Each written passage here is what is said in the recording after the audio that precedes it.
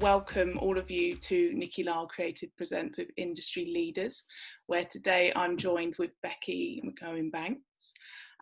So Becky is an ECD at VaynerMedia with over 17 years experience in advertising and nurturing talent and running award-winning creative departments.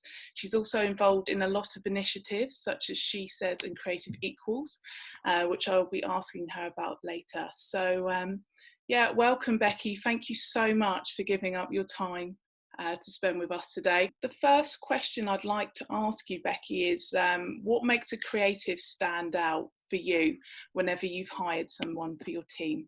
I suppose with that question, looking for a creative, I'm, I suppose, constantly curious. So it's people who are also constantly curious. So people who have interest in other things, they always stand out, because I believe to be a really effective creative, you have to bring other things to the party. It's not just a day job where you can go into the office and sort of just produce. So I'm always really interested in how people keep themselves topped up creatively and all the different strands that come with that. And what are big CV or portfolio no-nos in your eyes? I don't really pay that much attention to them, and particularly, I don't think I ever have. I've always been heavily involved in diversity issues, and whether that's from education, from background, from country, or religion or anything. So I've never actually really paid any attention to CVs, and I think that's quite common as a creative leader. With the portfolios, the no-no is, don't forget who you're talking to. So you are pitching to people who have effectively, in your book or your folio, you're pitching to people who have done this for quite a long time. Remember the two things there, which would be, we're frequently incredibly busy. So be as brief and as concise as you possibly can, and therefore resist the temptation to overfill your portfolio and also to over-explain your thinking, because really, great creative should be able to stand out. If you need to do a couple of explainers or a bit of a paragraph to set it up, then brilliant. But if you're giving me the whole sort of A4 sheets of an explanation and the creative work, you're going to lose people beforehand. So I think that's the no-no there for me, is the big one. So when interviewing someone to join your team, how do you like them to present their portfolio to you? Is it like PDFs or keynotes or websites that you prefer? Yeah, I don't necessarily have a preference, and that's partly because I've had some great interviews with people who have done separate things. So I suppose it might be useful to mention the things that have stood out for me. Yeah. Is basically, don't send me something that then you're going to take me through absolutely everything and the same thing again.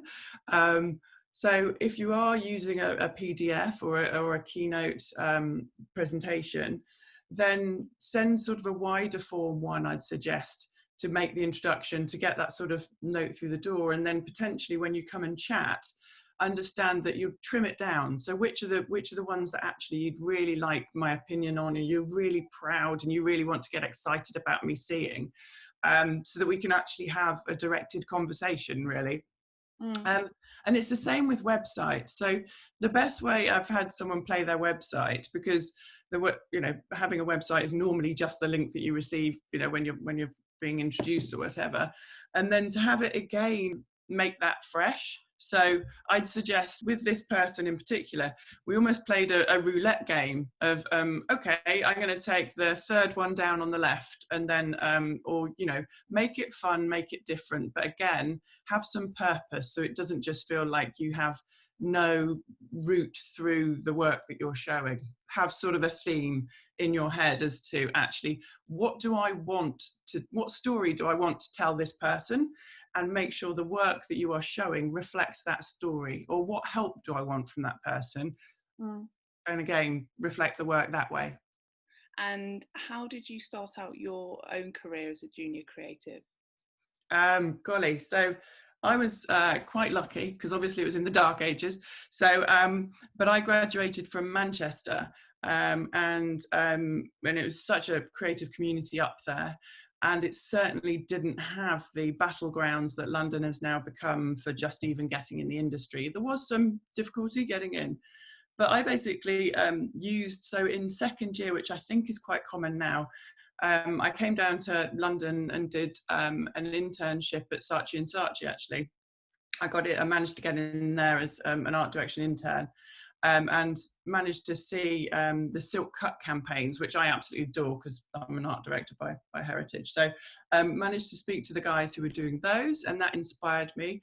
And then a second part of an internship I did within a tiny agency up in Manchester, who actually, when I graduated, I always said that I wanted to go traveling immediately.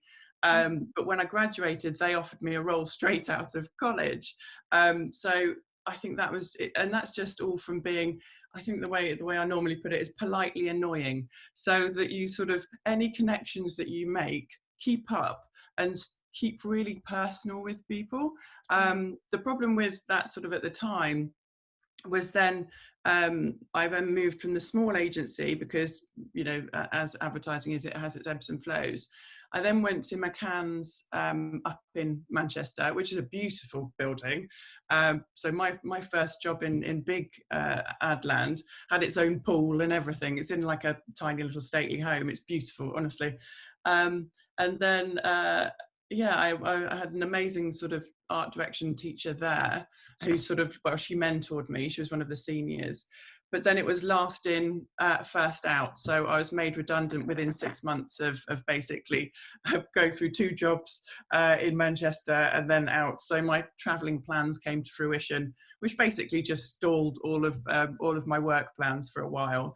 But yeah, I suppose what it did do is get me some experience under my belt, so that when my travels made their way round to Australia, I then had something in my portfolio that was actual work that then could open the doors in the same way that many people do now, sort of going, hey, I was just knocking on doors of creative directors, trying to get moments with them, and basically saying, you know, can I have some advice on my folio, because it's a UK folio, how do I need to change it to come across here better?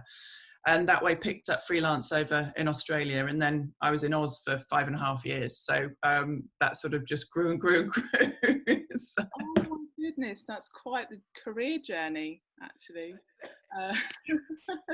Yes, nothing by halves. That's kind of, you'll get to know this. I think that's the best way to become quite successful in the industry, though. You have to really go for it, throw yourself at it, and be very resilient as well. The fact that you were then made redundant, but you just kept going and didn't give up as well. I think that's the thing, and that sort of comes under my curious comment at the beginning. I think we are in an amazing industry. Advertising and the design world is an amazing industry, and it teaches you so many skills that mean you don't have to be here. You can actually take them anywhere. They're hugely transportable. I've got friends who have, you know, worked in countries where they don't actually speak the language, but if particularly in parts of Asia where English is actually spoken, or American as they call it, is spoken predominantly, you can still work, and you can work through a transcreator as well. So and I love it. And for me, being able to travel and being able to, you know, being afforded the opportunity to study cultures and become part of different cultures, and then be able to sort of play with them in the work that we do, in the work that we produce, is just a really, really, you know, an amazing profession to be in. So absolutely, I think it is dust yourself down. You know, like I said, my plans changed. I was planning on going traveling, but then when somebody offered a job, you kind of feel slightly beholden, and that would be awfully rude if I just went off then. So changed the plans there. And then again, when those sort of, oh, okay, I'm now no longer a junior art director, came along with redundancy, first time redundancy. Oh, okay, well, let's go back to that, and let's just keep learning and keep moving. And that's very much how I operate, is sort of, there are many parts of my career that have been bad, but they're always, what can I learn from them? How can I move forward? And how will I learn not to do that again, if I possibly can, next time? So what advice would you give to a junior that's entering the industry at the moment? it's tough, particularly at the moment with the remote things, because you know, I personally have been bombarded by sort of requests and sort of digital elements. So I think it is, it's advice that I always give actually, is find the true path to success in the industry is finding your home, and that's understanding, and that's also what being redundant taught me, being made redundant, was it's actually some places aren't meant to be your home. They might be part of the industry and they might be a bloody brilliant name to have on your CV, but it might not feel like the right place to be. And I think that's the juniors, particularly coming out now, have this great facility to learn a little bit more about the personalities of the agencies that they're looking at and of the leaders within the agencies that they're looking at, in order to say, okay, is that me? Are they super straight? Are they super focused on certain types of work? Are they a bit daft? Are they do they have a sense of humor? How does that come across? I think all of that can help you sort of go, okay, so that means I'm not that type of a person. I might be better there. And I think so my advice would be to follow people on social media. And if you do find that there's somebody that you feel friendly about, and I think that's, or warm about, I think that's the best way I could put it, then you can start to engage. So if, for example, I'd posted something and you've got something that you think is a valid comment on it, rather than just going, oh, that's great, it's kind of like, oh, actually, I think this is great. What it reminded me of would be X, Y, and Z. Or it really inspired me to do X, Y, and Z. And so then you're coming in on sort of a point of common interest, rather than necessarily feel, and that's where social media is your best friend at the moment, because you know, leaders won't actually know who they're conversing with. You just have to be interesting and similar to them. So I think that's what I'd advise, is follow on social media, learn about where feels like home, and then respond with intelligence to things.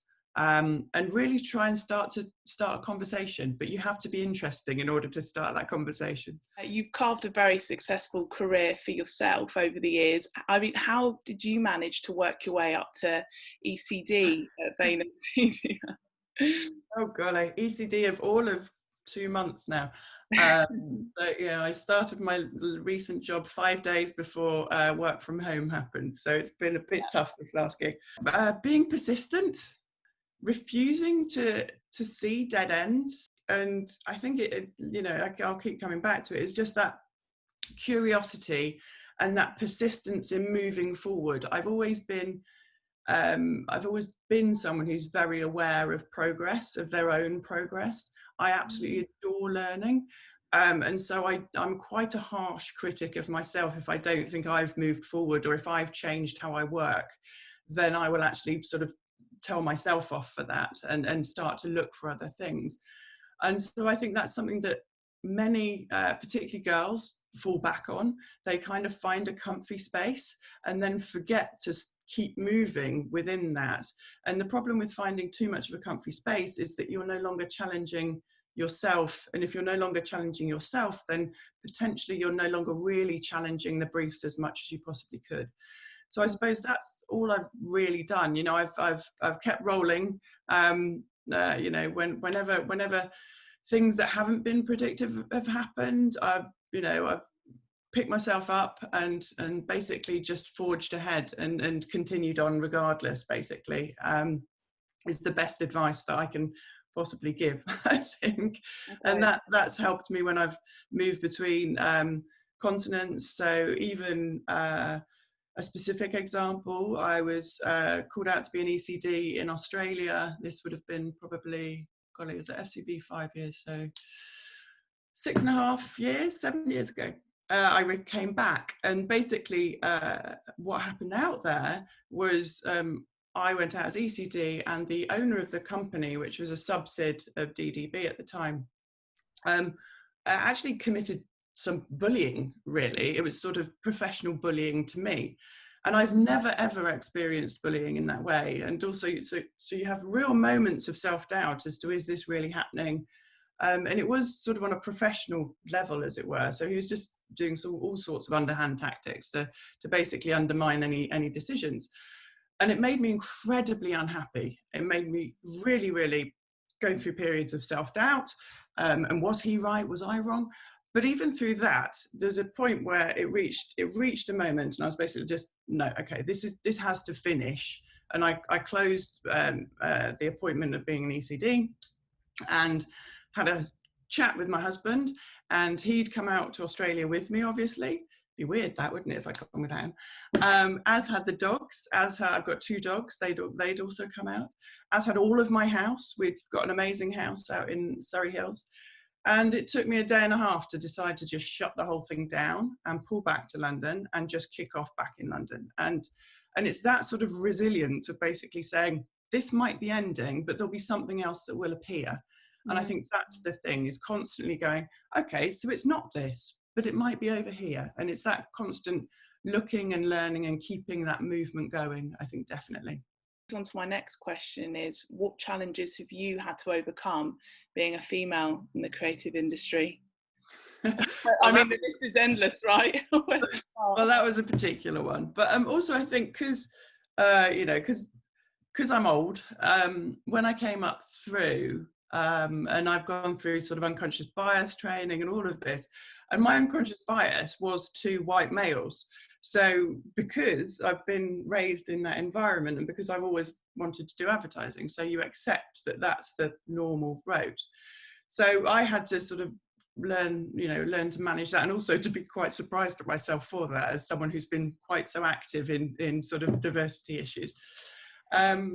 It's just learning how to carry yourself so that you are able to take control in those moments where you feel you've had control removed from you. Or so if you are in meetings where you've suggested an idea and you haven't been listened to, it is about that moment where you actually sort of stop, or finding a buddy who will actually work with you to enable you to have a voice, because I think that's happened to everybody.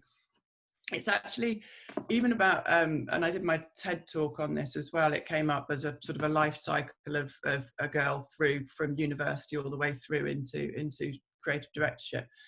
And it's all those small moments, is just finding ways through. So for example, if you feel that you're getting great briefs, but they're on a specific type of client, beauty, for example, then actually raise that with someone who is in charge of your brief flow, basically, to try and just give you an opportunity to keep your book broad and your book really, really engaged in all aspects. And rather than necessarily, and this used to happen to girls a lot, is you get put on feminine, in inverted commas, brands, which would be fashion, would be beauty, and then you're just niched, because then you're never seen that you can actually conquer the big briefs, like the booze briefs, the cars briefs, all of those that we always go on about, the tech briefs. And so I think that's the thing, is in those circumstances, it's being aware of your own progress and the work that you're producing,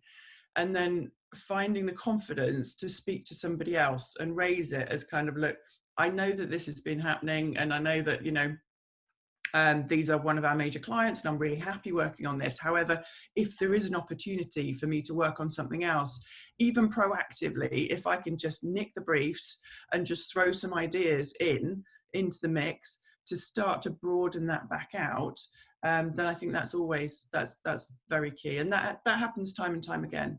And that's happened to many, many friends as well, who it doesn't seem to be an age thing either. So it seems to be that women are seen as great caretakers of brands, which means we get the ones that are great because they bring in a lot of cash for the agency, but might not necessarily be the superstar brands. So I think it's just being aware at every level, rather than assuming that you've solved it as soon as you get to 40. You haven't. Yeah, I remember that's one of the things I saw. I watched your TED talk, and that you mentioned that how women are given the caring brands because they're meant to be seen as oh so caring, and how that's so true, that whole pigeonholing with briefs. So you set up Creative Equals in collaboration with Ali Hanan, and so could you tell us a bit more about that and other initiatives you're involved in? Certainly. I partnered Ali, years ago. It was when I came back from the time in Australia. So I'd known Ali for years, When I was a creative director at another agency, she used to come in as our sort of supercharged senior copywriter, and we just got on like a house on fire. She's a Kiwi, so sort of that Antipodean background sort of came through. And she is just a tour de force. So when I came back from Australia, as I said, I sort of had to pick myself up, dust myself off. This was the recent time. And met up with Ali. And she was equally having frustrations over here, that there seemed to be a lot of great initiatives, like she says, who's brilliant at talking to girls and energizing girls and educating girls and giving them all of the different influences to enable them to rise up. However, nobody was speaking to the agencies, and it was the agencies which are the problem, because there's no point all of us sort of dusting ourselves off and just going, right, okay, I know where I am, I've learned this, I'm able to speak with confidence and present and all of that. If actually once you get into the system is still exactly the same. So I can remember it, actually, it's in the Grind coffee shop. Ali and I were there in Holborn. It's no longer there now. It's next to the Hoxton Holborn Hotel on the left-hand side.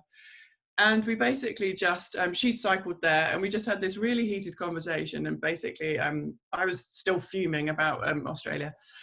And we said, well, sod it, let's just do something. And that was really when Creative Equals was born. And then, setting up with doing everything. And we did everything ourselves. Initially, it was just the power of us both. So I set up the initial website. It was the colorways and the logo type was, sort of working together with, and Ali was just pulling all of those other connections in and just enabling that to get off the ground.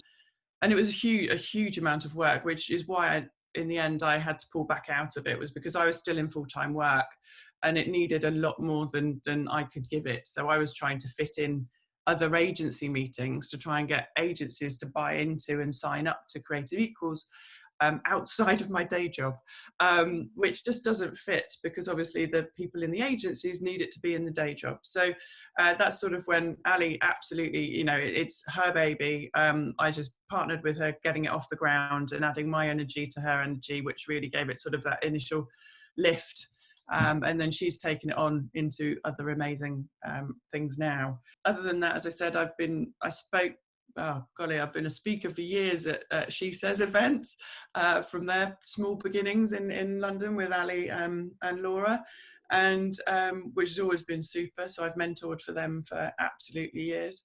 And also I've partnered with the Girlhood to get an initiative inside FCB, which is about a different path for creatives, so non-traditionally educated creatives, and pulling those in to an 8-week system.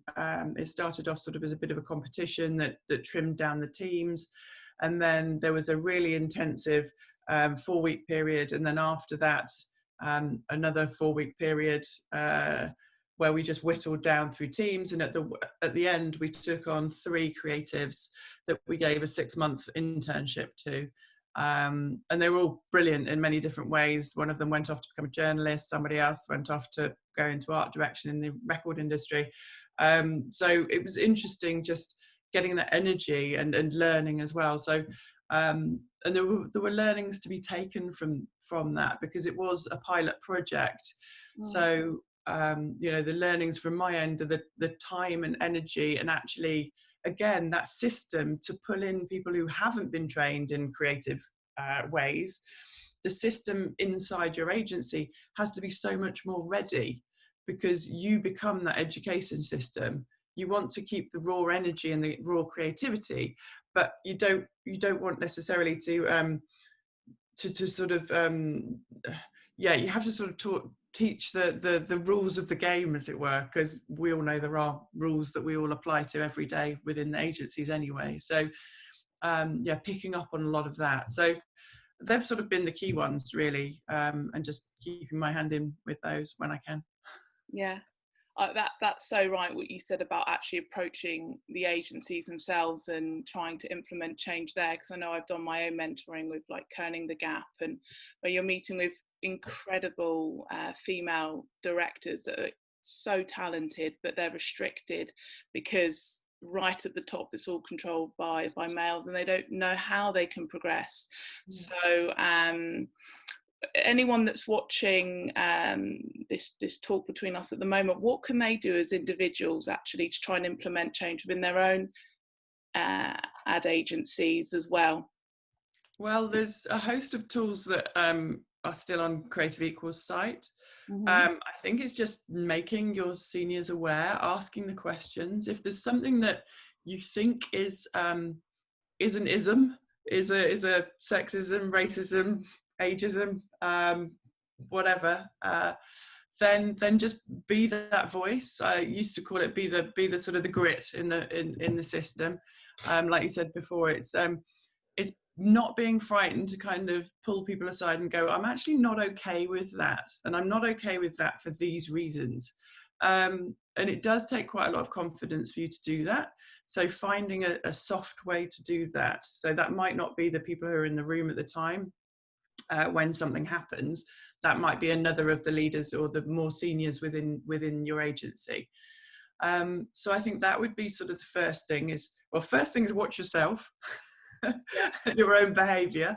I still refer to everyone as chaps and lads and whatever. That's just the vernacular that's always been in my head, and now I have to change it to peeps and other irritating shortening words. So it's watching your own behaviour, and then just starting to remind people that whilst they might not see it, you see it, or you're being made aware of things. But doing in a way that feels positive to the agency. So they feel in a way that basically, hey, I think we can add to things by. So come with a solution saying, look, I was in a meeting, this made me feel uncomfortable. What I think we can do here actually is, I don't know, at FCB, they put together just almost a little task force with any work that we were about to produce was basically pushed, placed somewhere. They had a checkpoint. If it all went through, and then it's basically just a first look, and it just allowed us to understand a multiple of views very quickly, so that we didn't go out with any clangers, really. And that is because, through most agency networks, we've hit a few clangers in the past. So it's trying to pick ourselves up in our own work. And it's doing absolutely everything that you can within your own work. So it's making sure that you're looking for equal representation. So I'm doing a global project at the moment that's everything from TVCs all the way through to your social posts globally. And it's understanding that through every deck that I'm producing, you now have to have such a global view of things that it's no longer my view that's important, that you have to imagine that you're viewing it as somebody from a different market, and am I represented? So what are the scenarios that we're showing? And even then, so that's in your own conceptual level. And then when you get into production, it's making sure, like you say, of being a female director, then do you have you picked a diverse selection of directors to have on your list that you then share with the client? Are you doing your own job to check that there isn't a female photographer that you could have on your reel or whatever?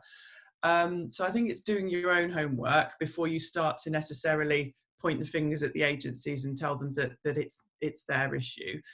So I'd very much proactively start doing that if your agency isn't doing that already, of course, and many of them are. And then there are loads of tools to sort of help, that if you haven't got a senior female mentor in your own agency, then whether it's She Says or many of the others are actually set up in ways that you can get access to more senior females, so that you can feel representation and can feel there's a path through there. So yeah, I think that covers a multitude. Yeah, definitely. That's the right way to try and implement change, is actually to come up with a solution, because it's so easy to wave the finger and complain, but unless you actually then present, okay, this is an alternative, why don't we try this? That's far more effective, I think, definitely. So with the pandemic at the moment that we've all been going through, it's been quite interesting to observe countries that actually have female leaders who seem to be faring better.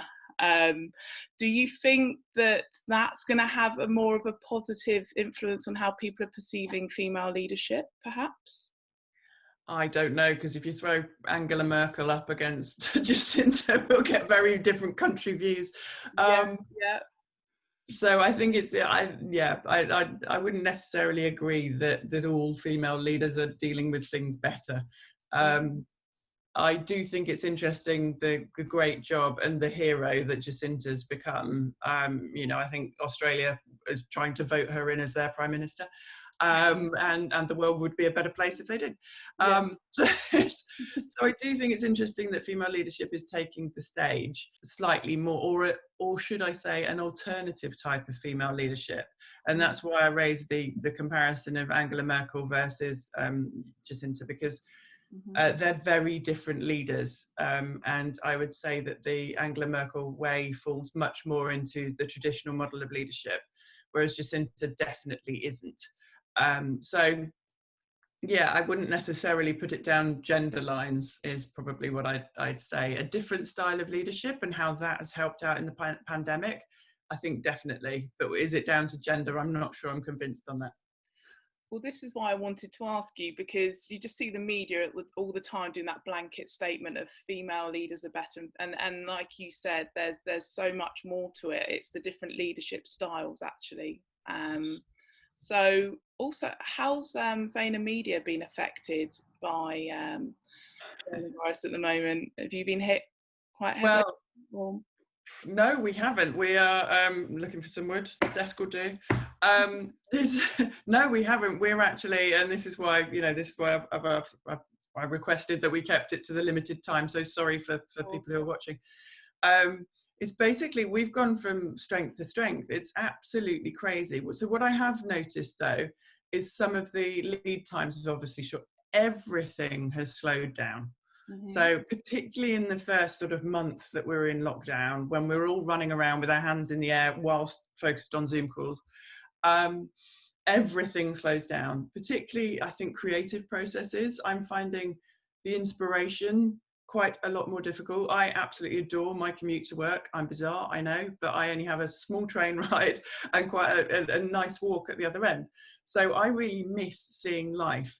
And I think that creatives have kind of suffered slightly more in that way. So work has slowed down, and client-wise, some other projects have slowed down. Other projects have shuffled forward. So what we were really good at with Vayner was recognizing that even stuff we'd shot the week before lockdown was no longer relevant. And so we took, we literally had a team out shooting for one of our biggest clients, which is RBS. And we proactively went to them and said, look, we can't go out with this. This is not a message to be happening right now. What is the message that where we think you can help is X, Y, and Z? So again, it's kind of going, ooh, this is awkward because we've all just spent time and money and effort doing this. However, this is where we think you as your brand can have a role. And that we've applied that thinking through all of our different client mix. And it's really, really worked. And also we're getting new business requests. So, we've got new business coming in. I think we've got 3 new brands coming on board this week, which is just crazy bonkers for whatever. So I think what the pandemic is doing is enabling clients to look around for a different type of model. And I suppose that's what Vayner gives. So Vayner is an ad agency, but also has media agency on it.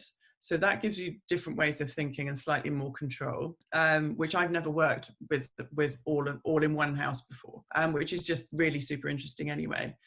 But also because of the Gary V effect with his learnings of how we can actively use creative thinking in order to hone insight, in order to end up at a better creative product, that's interesting to clients. That is something different.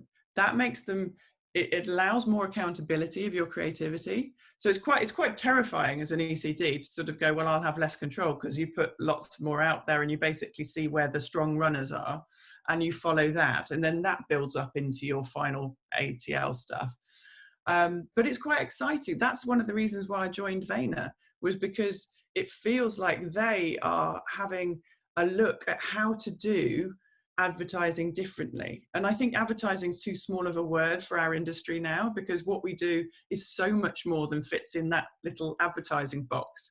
You know, it's all about communications. And whilst that sounds like a really particularly idiot word that no one in normal land says, but I think it's just bigger than advertising. And so I also think clients are noticing that, and in times like this, they're looking for something different to make an effect on their bottom line, to make an effect on their brands, of how they can play smarter rather than just play with more cash, because all of the budgets for clients have been cut, and that is a reality. But the work is still coming in, so yeah, I'll keep touching the desk. That's really good to hear, actually, Becky, because I know some agencies out there are actually doing okay and doing quite well and looking to hire, and then there's others out there where you try to call them and you can't get through. It's really strange dialing tone, and then it dials off. So have you furloughed any staff at Vayner? No, we have made no redundancies, and we've furloughed nobody. So, and that was an absolute commitment to our staff, saying that would never be our intention. So, and as I say, we haven't had the business drop off that meant we had to. So, yeah, we still have our full crew of people working. So we're about 60. So we're not enormous. So there isn't much fat in the system anyway. And yeah, we're absolutely not using it in that way. So yeah, it's been heartening that way. Yeah, that's really reassuring. I love hearing like good news that's going on at the moment, and companies that are robust and still doing well. Do you feel like we may be heading into a recession? I think we definitely are.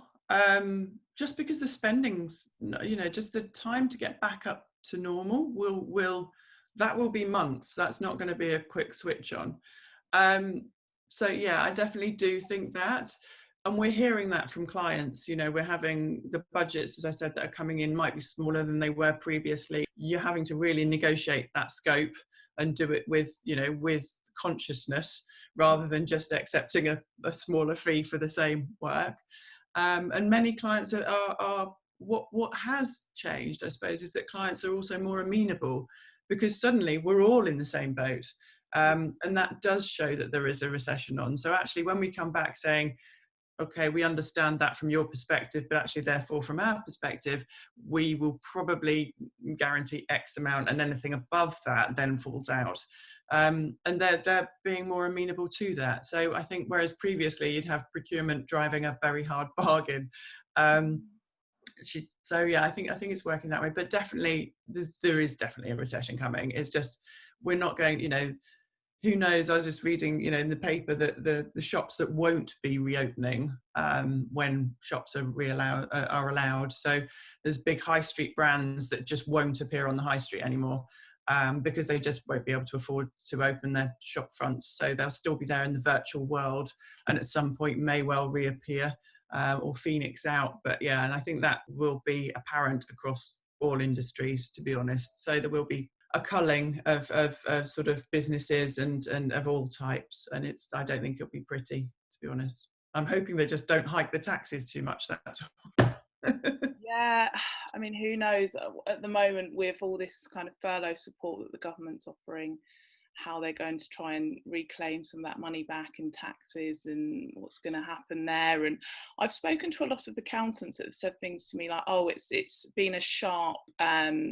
decline, but it's the bounce back's going to be as sharp. Do you believe that people are bad? I don't think it can be as sharp, partly because particularly the change that industries are going to have to take. So even, with us looking to return, as I said, we're quite a small shop. We're 60, so we're over 2 floors, and HR has been working with leadership to basically to go, okay, so what's our floor space?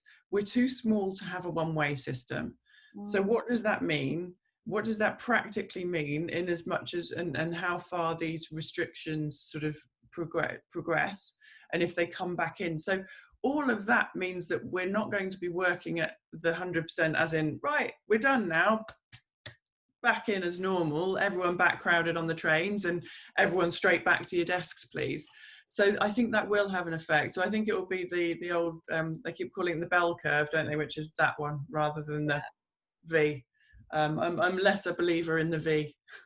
Yeah. And do Vayner have any hiring plans at all over the next couple of months? We have 2 active positions that are hiring. They're a final piece in the leadership, which is delivery, head of delivery. They're fairly way down in the conversations, though. We've been having conversations. Again, these things have slowed down in the past couple of months. So we're close to hopefully hiring the head of delivery. And then we were also looking for a strategy director. And again, that's been going on for the last 8 weeks, I think. So they've been moving through. We haven't at any sort of lower down the system. There are plans for in October to start sort of looking again at sort of well, it all depends on this new business, because this might change but give me a call in 2 weeks and I'll basically go, yes, absolutely, I need more creatives on board.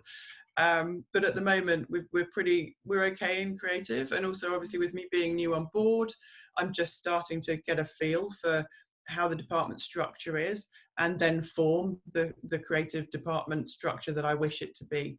So that's why creative is not at the moment, because it's not at a stage that I feel confident in able to go, yeah, definitely there's a hole here, so I need to fill that hole. But okay, so if there are any strategy directors watching this talk, how would they then apply to the role? Would they get in contact with you, or? Certainly not me, no. It's on the website, so all of our positions that are open are on the website. Yeah, so yeah. And so how do you predict the new normal's going to look after we re-emerge out of lockdown and working from home, etc.? Yeah, well, I think that I think it is going to be this sort of, you know, we've heard the big announcements from Twitter and also Google. So the big tech boys are re-looking at how they use office space. I was talking about this with my mum, bizarrely, who's completely retired and used to work in mental health. So I'm not sure why we were, but anyway, and saying that actually the movement to working from home, I think will be less, that it's less going to be, okay, 50% work from home and 50% are in. I think it will be more rotational, so that you have that contact, because as I said, that's something that I've really missed, is actually the contact of different people and the inspiration that brings and the connection that brings. So I think that the benefits, what we have been learning, and I've been doing a piece on this actually called Learning to Lead from a Distance, is what benefits can we take from this time into the new normal, as you say. And I think basically it's going to be more, like I say, a rotational system. So we will be more able to accept somebody working from home, whereas previously someone to suggest that an ECD could work from home would just be met with absolute incredulity, in the same way, because everyone feels creatives always had to be in the room, and you have to sort of keep them in the engine room and monitor them like naughty children, otherwise they don't work. And that doesn't matter how senior you are. That's the view. And I think we'll be pulling that in a little bit more, where there will be an acceptance of, okay, you've got that project, or that feels absolutely applicable, that you would work better in a remote environment. So I think there'll be more flexibility and therefore more openness to people who might not have been able to offer a full 5 days a week in the office, thinking, oh God, that's not the industry for me then. That actually, if you are needing more flexible hours and more flexible working, then that's opening that industry up a lot more. So I think it will change things in that way.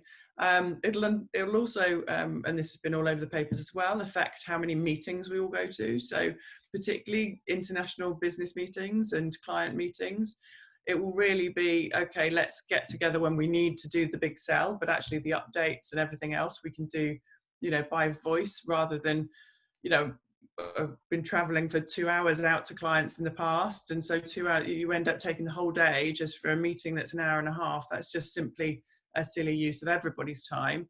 And so I think that will be more recognised now. So I think it is using the remote tools more astutely, but also recognizing when we need to come together and we need that motivation and inspiration of being collectively held as a team.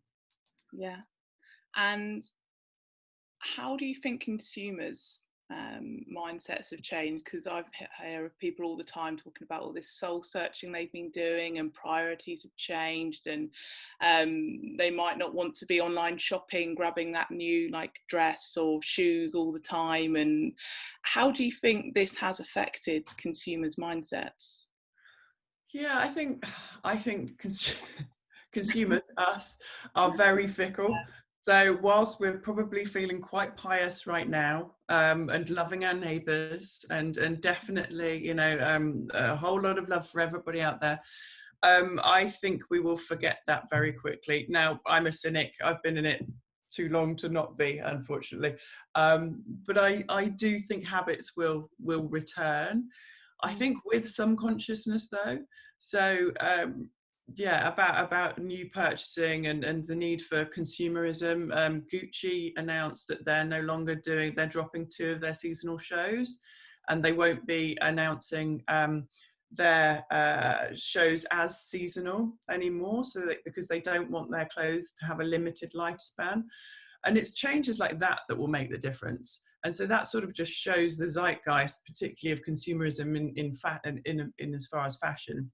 So I think that will be a long-term outcome, is we might react less to that constant need as soon as the pay packet comes in at the end of the month to rush straight out and run whooping into a shop somewhere.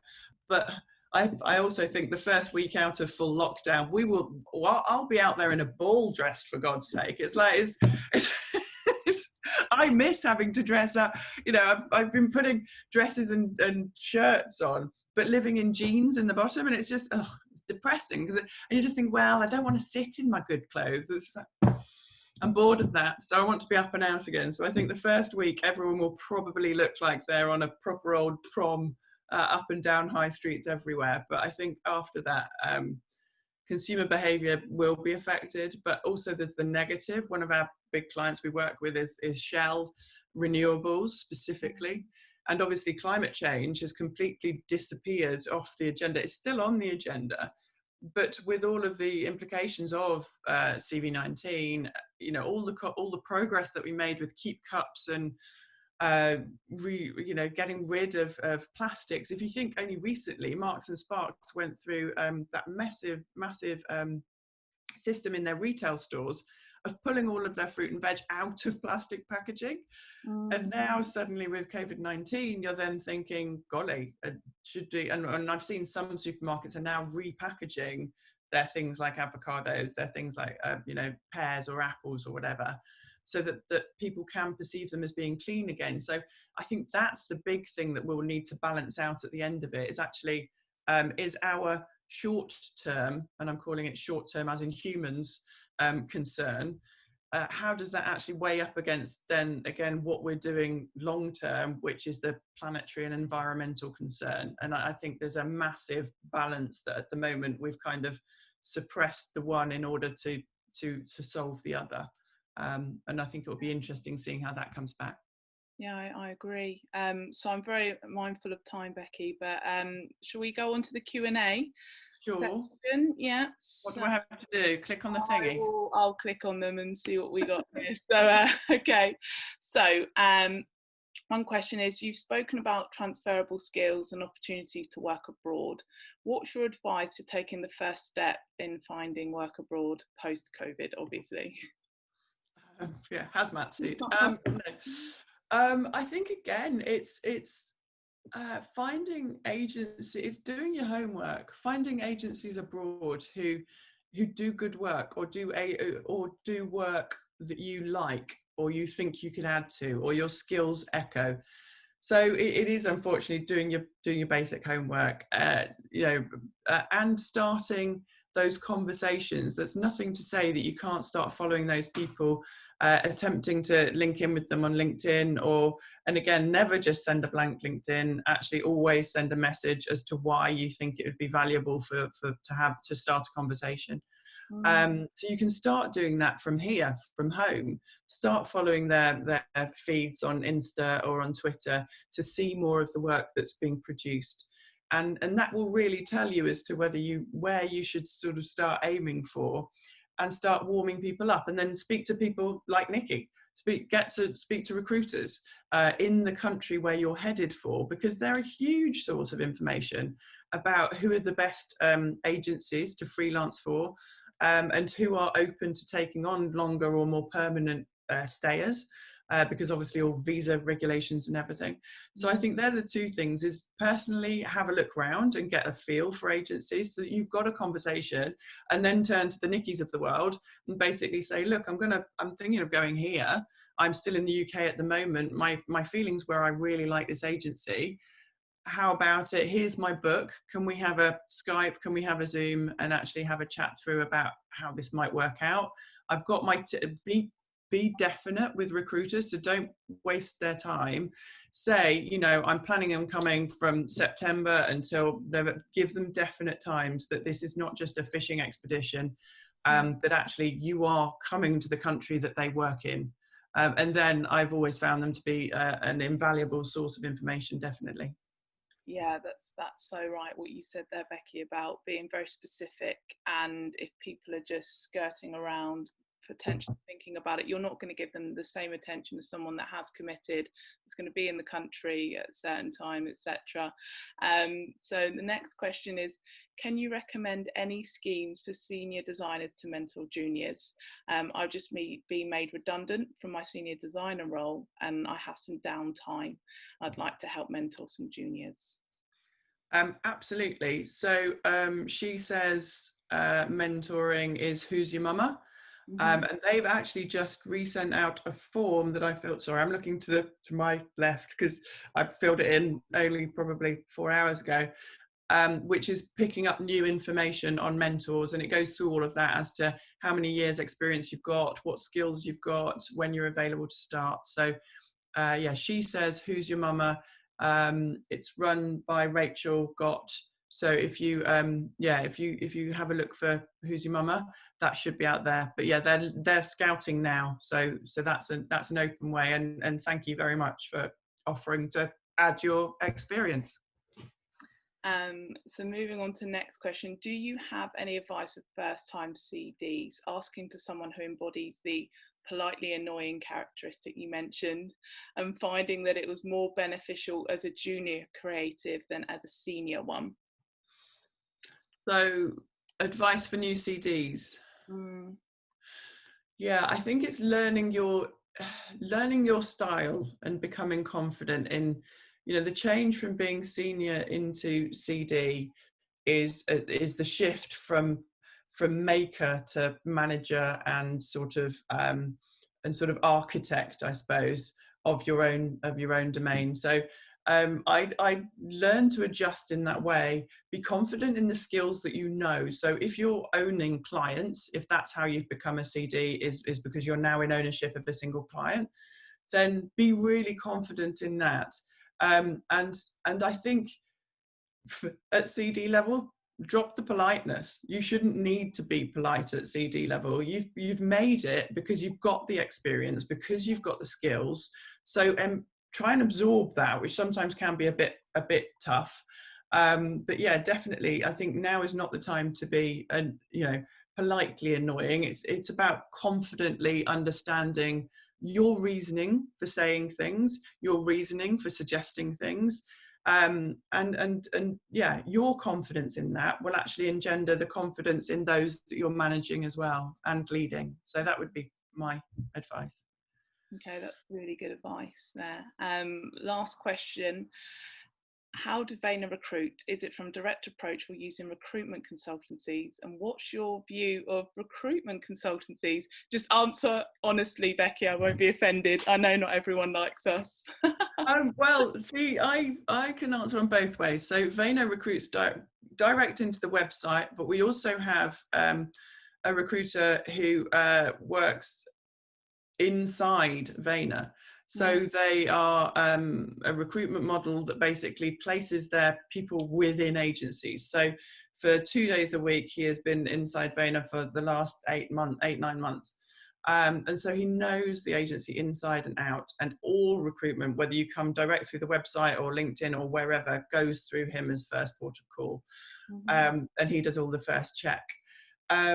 So that's how Vayner models it. And yeah, all of our openings are on the website. We're not known for being a quiet agency, let's put it that way. So yeah, we like to keep things out there in social.